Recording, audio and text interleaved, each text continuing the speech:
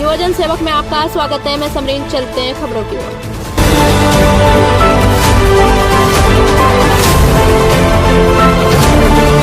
CMCRM Malerkotla modern मुस्लिम सिख भाईचारा राष्ट्रीय एकता की ओर से एक कदम। ये meeting Lodhi road Islamic centre में हुई। तकरीबन 18 राज्य के महान पुरुष उपस्थित हुए। इस वीडियो की आपको एक झलक युवजन सेवक द्वारा दिखाई जा रही है। इस बैठक में उजाला पार्टी के युवजन सेवक संपादक मकसूद अली खान, राष्ट्रीय जन मोर्चा के जान मोहम्मद मौजूद रहे। ये बैठक 27 फरवरी में हुई। Now coming back to अपना जो हमने सीखा वहां से एक वन इंसान, लुक एट द गॉड ने उनका नाम भी कितना शानदार दिया,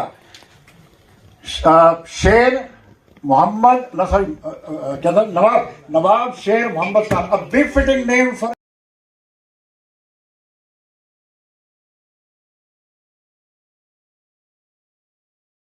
ये जो आपके केस और कंगा है ये हमें बख्श दीजिएगा।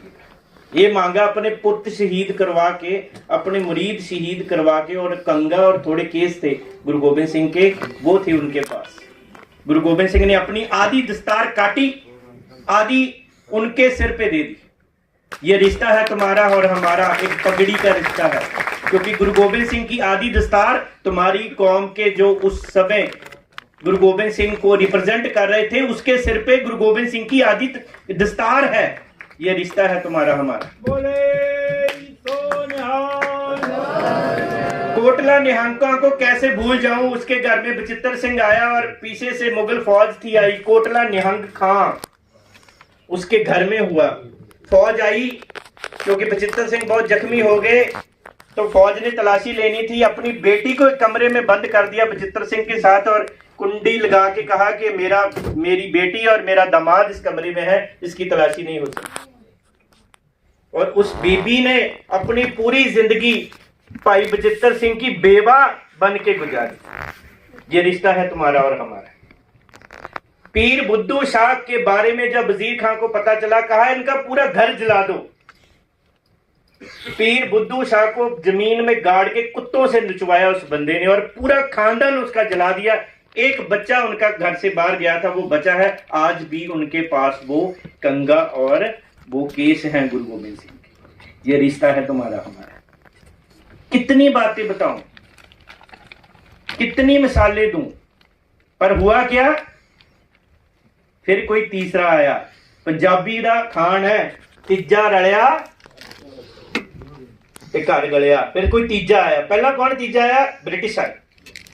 उन्होंने आके तो सानू ते तुहानू कहानी सुनाई, साडे बंदियां नू भी कहानी सुनाई कि गुरु गोबिंद सिंह ने क्या सी, एक ना तेल दा वो लैके आओ, कुछ एक तिलां दी बोरी लैके आओ।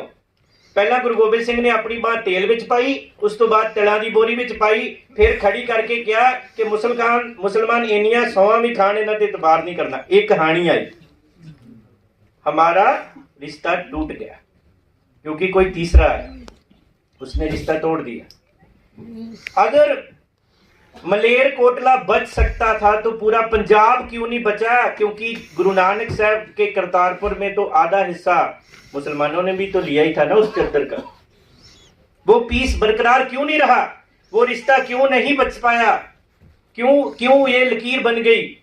क्योंकि कोई तीसरा आया, और तुमने और हमारे लोगों ने अपना भरोसा एक दूसरे पे ही नहीं गवाया, अपने मुर्शिद पे भी गवाया। तुम कुरान भूल गए, हमारे लोग गुरु ग्रंथ साहब भूल गए, इसलिए एक दूसरे के बैरी बन गए क्योंकि कोई तीसरा आया। ये याद रखना। फिर हम बांटे गए। हमें क्या कहा गया? साहबजादों की मौत का बदला ले लो। अरे साहबजादों की मौत का बदला गनी खान नबी खान से तो नहीं लिया गुरु गोबिंद सिंह ने, वही ले लेते। प्रॉब्लम है भाई एक, क्योंकि तुम्हारे और हमारे लोगों के दिमाग में एक जहर इंजेक्ट किया गया है। क्यों जहर इंजेक्ट किया गया? बोले एक कौम की रगों में हसन और हुसैन का लहू है, एक कौम की रगों में बाबा फतेह सिंह और जोरावर सिंह का लहू है। दोनों जंगजू कौम हैं। अगर ये इकट्ठा हो गई, इनको दुनिया की कोई ताकत जीत नहीं सकती। अब तुम डिसाइड कर लो इकट्ठे रहना है और मरना है। मैं गाजी साहब, वो तो हमारी कौम के बहुत बड़े विद्वान हैं, मेरे को उतना नहीं आता, मेरे को सीधी सी बात समझ आती। अपनी रगों का लहू पहचानो भाई।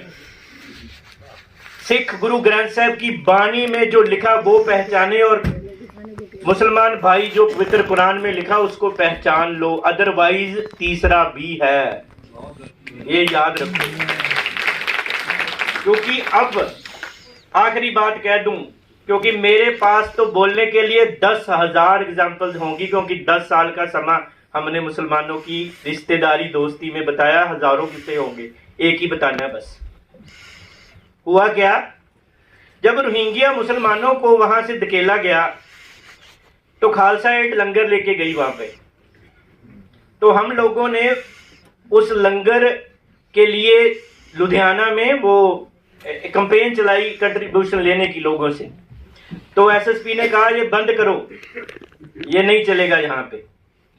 खालसा एड को नोटिस भेजा गया कि लंगर नहीं लगाना वहां पे, यहाँ से कुछ लेके नहीं जा सकते। मौलाना मोहम्मद उस्मान मेरे बड़े भाई, उन्होंने क्या कि हमारी ऑर्गेनाइजेशन जो है ज़कात फाउंडेशन वो भी वहां पे काम कर रही है, लेकिन हम 10 लाख रुपया खालसा एड को देंगे ताकि हम दुनिया को ये बता सकें अब तीसरे की नहीं चलेगी।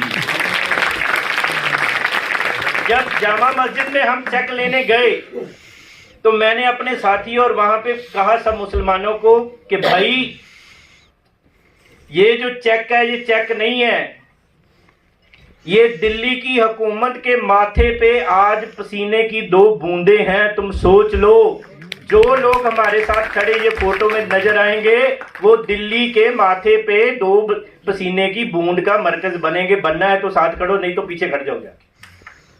अब आपको बेनती करना चाहता हूं, तब तो 10 लाख ही था, एक बार ही दिया, बात खत्म हुई, एक दिन की खबर थी। अब तो सैकड़ों मुसलमान और सिख दिल्ली में ही इकट्ठे हो गए। सोचो कल को किसी को हार्ट अटैक भी आ सकता है। ये तुम सोच लो बस, मेरे को बस इतना ही कहना है। अपने इमाम हमारे गुरु गोविंद सिंह ने कहा, तुमको तुम्हारा खूब, हमको हमारा खूब। 18वीं सदी में हम तुम्हारे साथ लड़े, तुम भी मर्दों की तरह लड़े, हम भी मर्दों की तरह लड़े, कोई दिक्कत नहीं है। मैदान जंग दोनों के लिए बराबर होता है, हमें कोई पश्चाताप नहीं। नवाब मलेर कोटला मैदान जंग में और इसी के साथ मैं समरीन आपसे विदा लेती हूँ और आप देखते रहिए वजन से।